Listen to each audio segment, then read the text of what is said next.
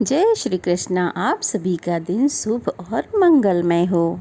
अब सुनते हैं आज का अध्याय, जिसमें मुनियों ने लोमहर्षण जी से जो कुछ भी पूछा उसका वृतांत। मुनियों ने पूछा, हे साधुगण, राजा सगर के 60,000 पुत्र कैसे हुए और वो अत्यंत बलवान और वीर किस प्रकार हुए, कृपया बताइए। तब लोमहर्षण जी कहने लगे, राजा सगर के 2 रानियां थीं जो तपस्या करके अपने पाप धो चुकी थीं। उनके सभी पापों का नाश हो चुका था। उनमें से बड़ी रानी विदर्भ देश की कन्या थी और उनका नाम केसनी था। छोटी रानी का नाम महती था। वह अरिष्टिनेमि की पुत्री और परम धर्म परायणा थीं। इस पृथ्वी पर उसके रूप की बराबरी करने वाली दूसरी कोई स्त्री नहीं थी।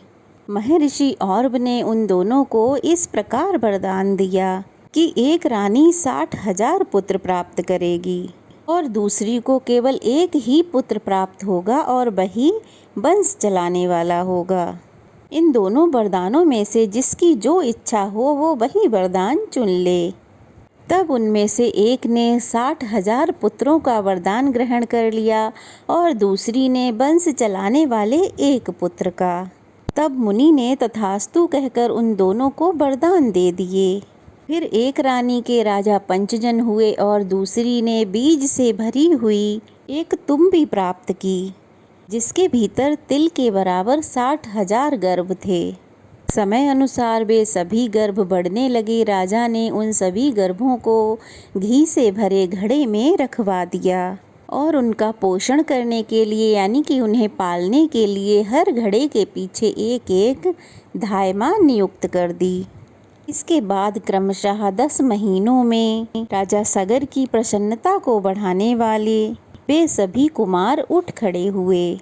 पंचजन ही राजा बनाए गए। पंचजन के पुत्र ही अंशुमान हुए, जो बड़े पराक्रमी थे। उनके पुत्र दिलीप हुए, जो खटवांग के नाम से भी प्रसिद्ध हैं, जिन्होंने स्वर्ग से यहाँ आकर 2 घड़ी के जीवन में ही अपनी बुद्धि और सत्य के प्रभाव से परमार्थ साधन के द्वारा तीनों लोक जीत लिए। दिलीप के पुत्र महाराज भागीरथ हुए, जिन्होंने नदियों में श्रेष्ठ गंगा जी को स्वर्ग से पृथ्वी पर उतार कर समुद्र तक पहुँचाया और उन्हें अपनी पुत्री बना लिया। राजा भगीरथ की पुत्री होने के कारण ही गंगा जी को भागीरथी भी कहते हैं। राजा भगीरथ के पुत्र राजा श्रुत हुए।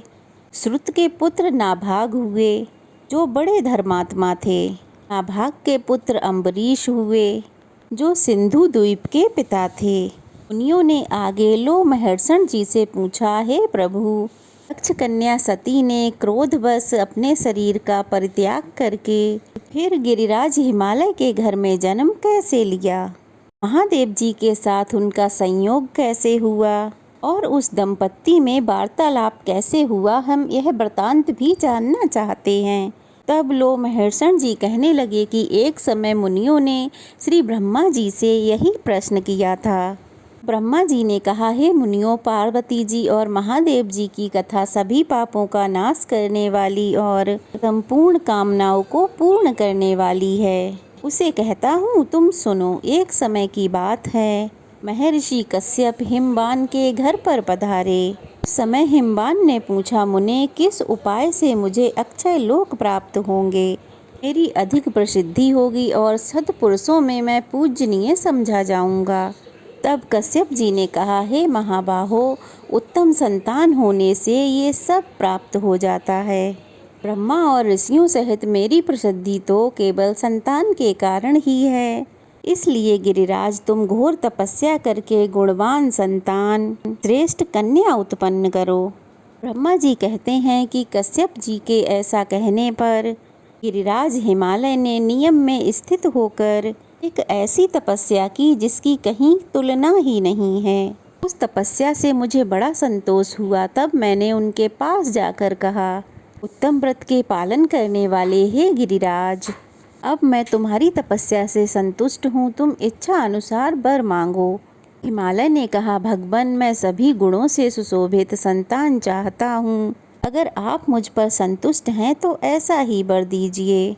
ब्रह्मा जी बोले, गिरिराज की यह बात सुनकर मैंने उन्हें मनोवांछित वर देते हुए कहा, हे शैलेंद्र, इस तपस्या के प्रभाव से तुम्हें कन्या प्राप्त होगी, जिससे तुम चारों ओर उत्तम कीर्ति प्राप्त करोगे। तुम्हारे यहाँ कोटि कोटि तीर्थ वास करेंगे। तुम संपूर्ण देवताओं से पूजित होगे और अपने पुण्य से देवताओं को भी पावन बनाओगे। इसके अनुसार गिरिराज ने समय अनुसार अपनी पत्नी मैना के गर्भ से अपर्णा नाम की एक कन्या उत्पन्न की। अपर्णा बहुत समय तक निराहार रही। उसे उपवास करने से रोकने के लिए माता ने एक दिन कहा कि बेटी उमा अर्थात ऐसा मत करो। उस समय वे मातृ स्नेह से बहुत दुखी हो रही थीं, क्योंकि उसकी कन्या बिना कुछ खाए पिए उपवास में लीन थी। माँ के ऐसा कहने पर कठोर तपस्या करने वाली पार्वती देवी अर्थात अपर्णा उमा नाम से ही इस संसार में प्रसिद्ध हो गईं। पार्वती जी की तपस्या से तीनों लोक संतप्त हो उठे। तब मैंने उनसे कहा, देवी तुम क्यों इस कठोर तपस्या से संपूर्ण लोकों को संताप दे रही हो? कल्याणी, तुम्ही ने तो इस संपूर्ण संसार की सृष्टि की है, स्वयं ही इसे रचकर अब इसका विनाश तो मत करो। हे जगत माता, आप अपने तेज से संपूर्ण लोकों को धारण करती हो, फिर कौन सी ऐसी वस्तु है जिसे आप तपस्या के द्वारा प्राप्त करना चाहती हो? वह हमें बतलाओ। तब देवी ने कहा, पितामह, मैं जिसके लिए यह तपस्या करती हूँ उसे तो आप भली भांति जानते हैं, फिर मुझसे क्यों पूछ रहे हैं? तब मैंने पार्वती से कहा, हे शुभे, तुम जिनके लिए तप करती हो वे स्वयं ही तुम्हारा वरण करेंगे। भगवान शंकर ही सर्वश्रेष्ठ पति हैं, वे संपूर्ण लोकों के ईश्वर हैं। हम सदा ही उनके अधीन रहने वाले किंकर हैं। देवी, वे देवताओं के भी देवता, परमेश्वर और स्वयंभू हैं। उनका स्वरूप बहुत ही उदार है और उनकी बराबरी करने वाला दूसरा कहीं और कोई नहीं। इसके बाद हे मुनिवरों, देवताओं ने आकर परम सुंदरी पार्वती जी से कहा, हे देवी, भगवान शंकर थोड़े ही दिनों में आपके स्वामी होंगे। अब इसके लिए आप तपस्या मत कीजिए। ऐसा कहकर देवताओं ने गिरिराज कुमारी की परिक्रमा की और फिर वे वहाँ से अंतर्ध्यान हो गए। पार्वती जी भी तपस्या से निवृत्त हो गईं, अर्थात उनकी तपस्या अब पूर्ण हो गई। किंतु वे अपने आश्रम में ही रहने लगीं, अपने महल में वापस नहीं गईं। एक दिन वे अपने आश्रम में उगे हुए अशोक वृक्ष का सहारा लेकर खड़ी थीं कि देवताओं की पीड़ा को दूर करने वाले भगवान शंकर वहां पधारे। किस रूप में पधारे अब ये भी आप सब जानिए। उनके ललाट में चंद्राकार तिलक लगा हुआ था और वे अपने पूर्ण रूप से नहीं, बाह के बराबर, जितना हमारा एक हाथ होता है उसके बराबर नाटा और बड़ा ही विकृत रूप धारण करके आए थे। उनकी नाक कटी हुई थी, कुबड़ निकला हुआ था और केसों का अंतिम भाग भी पीला पड़ गया था। उनका मुख बड़ा विभत्स लग रहा था और उन्होंने अपने इसी रूप में आकर देवी पार्वती से कहा, देवी, मैं तुम्हारा वरण करता हूँ, अर्थात मैं तुम्हें पत्नी बनाना चाहता हूँ। उमा योगी सिद्ध हो गई थी। आंतरिक भाव की सिद्धि से उनका मन पवित्र एकदम शुद्ध हो गया था। वे समझ गईं कि साक्षात भगवान शंकर ही यहाँ पधारे हैं। तब उनकी कृपा प्राप्त करने के लिए पार्वती जी ने अर्घ, पाद्य और मधुपर्घ के द्वारा उनका पूजन करके कहा, भगवान, मैं स्वतंत्र नहीं हूँ। घर में मेरे पिता मालिक हैं, वे ही मुझे देने में समर्थ हैं। मैं तो उनकी कन्या हूँ। यह सुनकर देवादिदेव भगवान शंकर ने उस विकृत रूप में ही गिरिराज हिमालय के पास जाकर कहा, शैलेंद्र, मुझे अपनी कन्या दीजिए। उस विकृत वेश में अविनाशी रुद्र को ही आया जान गिरिराज को साप से भय हुआ। उन्होंने उदास होकर कहा, हे भगवान, ब्राह्मण इस पृथ्वी के देवता हैं, मैं उनका अनादर नहीं करता, किंतु मेरे मन में पहले से जो कामना है उसे भी सुन लीजिए। मेरी इच्छा है कि मेरी पुत्री का स्वयंवर हो, उसमें वो जिसको चुनना चाहेगी वही उसका पति हो। हिमालय की बात सुनकर भगवान शंकर ने देवी के पास आकर कहा, देवी, तुम्हारे पिता ने स्वयंवर की बात कही है, उसमें तुम जिसका वरण करोगी वही तुम्हारा पति होगा। उस समय तुम रूपवान को छोड़कर मुझ जैसे अयोगी का वरण भला कैसे कर सकोगी? क्योंकि भगवान शिव उस विकृत रूप में देवी पार्वती और उनके पिता की परीक्षा ले रहे थे। उनके ऐसा कहने पर पार्वती जी ने उनकी बातों पर विचार करते हुए कहा, हाँ भाग, आपको अन्यथा विचार नहीं करना चाहिए। मैं तो आपका ही वरण करूंगी, इसमें कोई अनोखी बात नहीं है। या फिर अगर आपको मुझ पर संदेह है तो मैं यहीं आपका वरण कर लेती हूँ। ऐसा कहकर पार्वती जी ने अशोक का गुच्छा लेकर भगवान शंकर के कंधे पर रखा और कहा कि देव, मैंने आपका वरण कर लिया। भगवती पार्वती के इस प्रकार वरण करने पर भगवान शंकर ने उस अशोक वृक्ष को अपनी वाणी से सजीव करते हुए, अशोक, तुम्हारे परम पवित्र गुच्छे से मेरा वरण हुआ है, इसलिए तुम जरा अवस्था से रहित और अमर रहोगे। तुम जैसा चाहोगे वैसा रूप धारण कर सकोगे। तुम में इच्छा अनुसार फूल लगेंगे। तुम सभी कामनाओं को देने वाले सब प्रकार के आभूषण रूपी फूलों से संपन्न होकर मेरे अति प्रिय होगे। तुम में सब प्रकार की सुगंध होगी और तुम देवताओं के भी अधिक प्रिय बने रहोगे। ऐसा कहकर जगत की सृष्टि और संपूर्ण भूतों का पालन करने वाले भगवान शंकर वहीं हिमालय कुमारी से विदा लेकर वहीं अंतर्ध्यान हो गए। उनके चले जाने पर पार्वती जी भी उन्हीं में मन लगाए एक शिला पर अर्थात एक पत्थर पर बैठ गईं। उसी समय देवादिदेव एक ब्राह्मण बालक का रूप धर के सरोवर के निकट प्रकट हुए। उस समय उन्हें एक ग्रह ने पकड़ा हुआ था, तो वह ग्रह के पकड़े जाने से चिल्लाए कि हाय, मैं ग्रह के पकड़े जाने से अचेत हुआ जा रहा हूँ, मुझे कोई बचाओ। पीड़ित ब्राह्मण बालक की करुणामयी वह आवाज़ सुनकर देवी पार्वती तुरंत उठ खड़ी हुईं और दौड़ती हुई उसी स्थान पर गईं जहाँ पर वह ब्राह्मण बालक खड़ा हुआ था। चंद्रमुखी देवी ने वहां पहुंचकर देखा कि एक बहुत सुंदर बालक मगर के मुख में पड़ा हुआ थर थर कांप रहा है और वह बड़ा करुण विलाप कर रहा था। मगर के मुख में पड़े हुए उस बालक को देखकर देवी उमा आतुर हो गईं और बोलीं, हे ग्रहराज, ये अपने माता और पिता का एक ही बालक है, शीघ्र इसे छोड़ दो।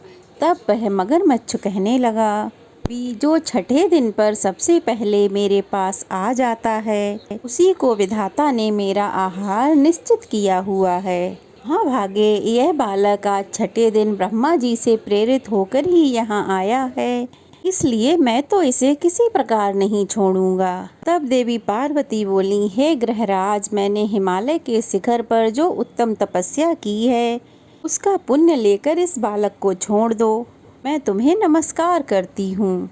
ग्रह बोला, देवी, आपने थोड़ी या उत्तम जो भी तपस्या की है उसका पुण्य मुझे दे दें तो मैं इस बालक को अवश्य छोड़ दूंगा। देवी बोली, हे महाग्रह, मैंने जन्म से लेकर अब तक जो भी पुण्य किया है वह सब तुम्हें समर्पित है, अब इस बालक को छोड़ दो। देवी के ऐसा कहते ही उनकी तपस्या से विभूषित ग्रह दोपहर के सूर्य की तरह तेज से प्रज्वलित हो गया। उस समय उसकी ओर देखना कठिन हो रहा था। ग्रह ने संतुष्ट होकर विश्व को धारण करने वाली देवी से कहा, हाँ मते, तुमने यह क्या किया? भली भांति सोचकर देखो तो सही। तपस्या का उपार्जन बड़े कष्ट से होता है। तुमने जो कठिन तपस्या करके पुण्य प्राप्त किया है उसका परित्याग करना उचित नहीं माना है, इसलिए तुम अपनी तपस्या ले लो, साथ ही मैं इस बालक को भी छोड़े देता हूँ। देवी ने कहा, हे ग्रह, मुझे अपना शरीर देकर भी यत्न पूर्वक ब्राह्मण की रक्षा करनी चाहिए। तपस्या तो मैं फिर भी कर सकती हूँ, परंतु यह ब्राह्मण पुनः नहीं मिल सकता। हाँ ग्रह, मैंने भली भांति सोचकर ही तपस्या के द्वारा इस बालक को छुड़ाया है। तपस्या ब्राह्मणों से श्रेष्ठ कभी नहीं हो सकती। मैं ब्राह्मणों को ही श्रेष्ठ मानती हूँ। हे ग्रहराज, मैं तपस्या देकर वापस कभी नहीं लूँगी। कोई मनुष्य भी अपनी दी हुई वस्तु को वापस कभी नहीं लेता, इसलिए यह तपस्या तुम में ही सुशोभित हो। अब इस बालक को छोड़ दो।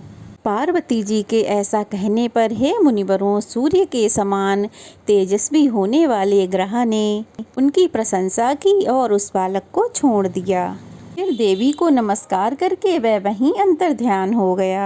अपनी तपस्या की हानि देखकर पार्वती जी ने पुनः नियम पूर्वक तपस्या करना आरंभ कर दिया।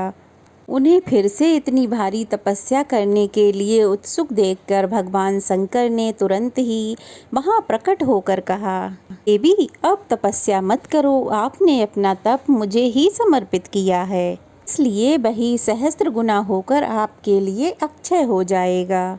इस प्रकार तपस्या के अक्षय होने का उत्तम वरदान पाकर देवी उमा को बड़ी प्रसन्नता हुई और वे स्वयंवर की प्रतीक्षा करने लगीं। श्री ब्रह्मा जी कहते हैं, इसके बाद समय अनुसार हिमालय के पृष्ठभाग पर पार्वती जी का स्वयंवर रचाया गया। उस समय वह स्थान सैकड़ों विमानों से घिर रहा था। गिरिराज हिमवान किसी बात को सोचने विचारने में बड़े निपुण थे। पुत्री ने देवादिदेव महादेव के साथ जो मंत्रणा की थी वह उन्हें पता चल गई थी, इसलिए उन्होंने सोचा कि अगर मेरी कन्या संपूर्ण लोकों में निवास करने वाले देवता, दानव तथा संपूर्ण सिद्धों के समक्ष महादेव जी का वरण करे तो वही पुण्य होगा, उसी में मेरा भी अभ्युदय होगा। ऐसा विचार कर गिरिराज ने मन ही मन महेश्वर का स्मरण करके रत्नों से मंडित प्रदेश में स्वयंवर रचाया। गिरिराज कुमारी के स्वयंवर की घोषणा होते ही संपूर्ण लोकों में निवास करने वाले देवता आदि सुंदर वेशभूषा धारण करके वहां पधारने लगे। मान की सूचना पाकर हे मुनिवरों, मैं भी वहां देवताओं के साथ उपस्थित हुआ। मेरे साथ सिद्ध और योगी भी थे।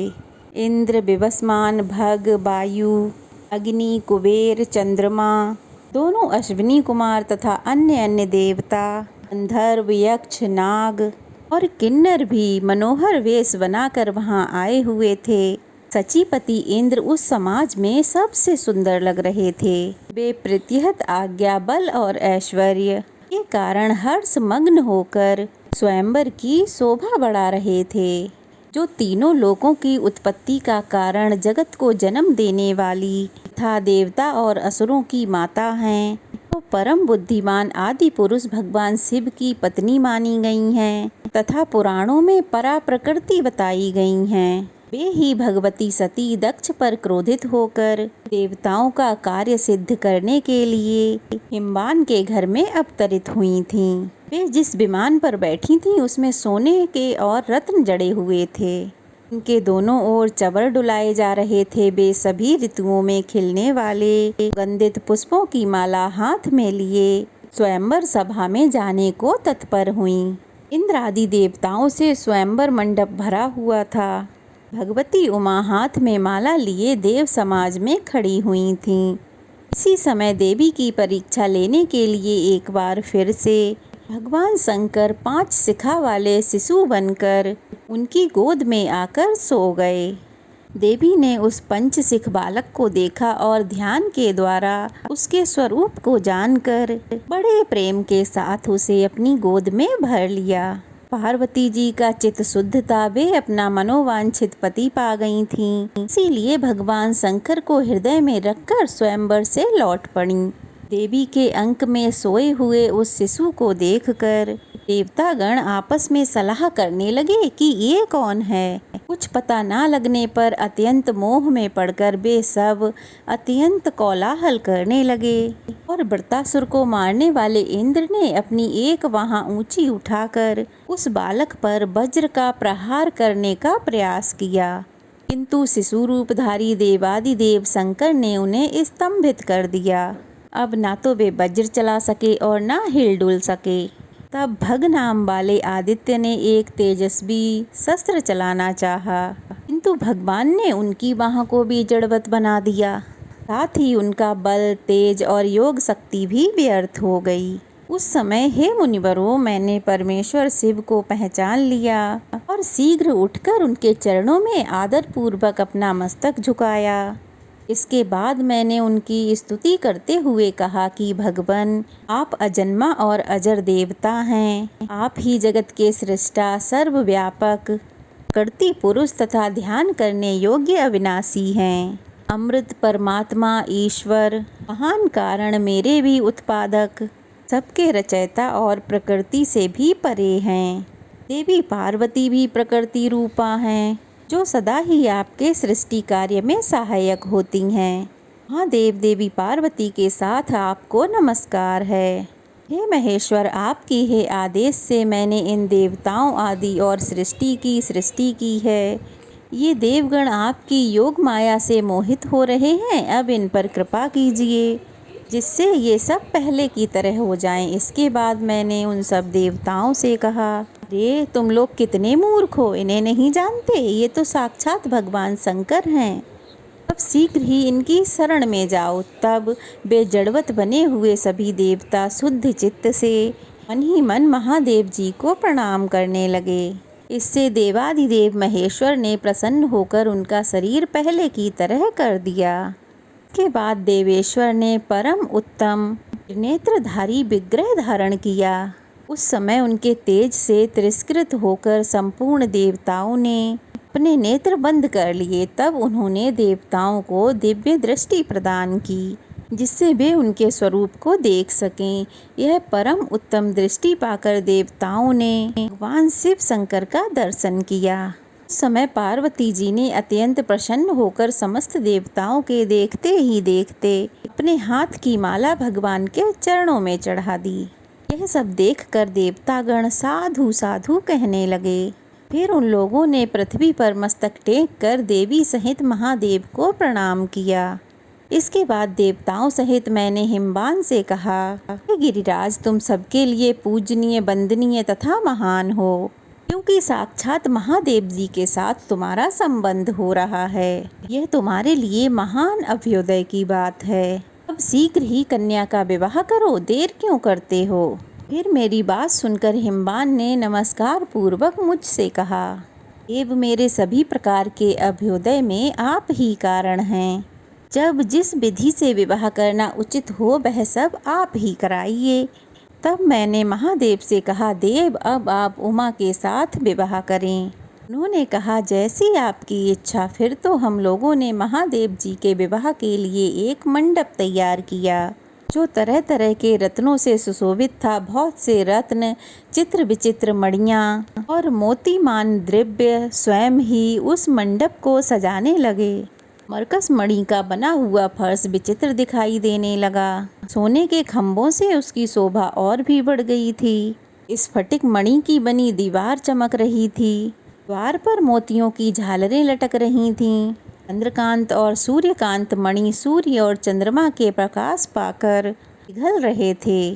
चारों समुद्र, इंद्र आदि श्रेष्ठ देवता, देवी, नदियाँ, महानदियाँ, सिद्ध, मुनि, गंधर्व, अप्सरा, नाग, यज्ञ, राक्षस, जलचर, खेचर, किन्नर तथा चारणगढ़ भी उस विवाह उत्सव में सम्मिलित हुए थे।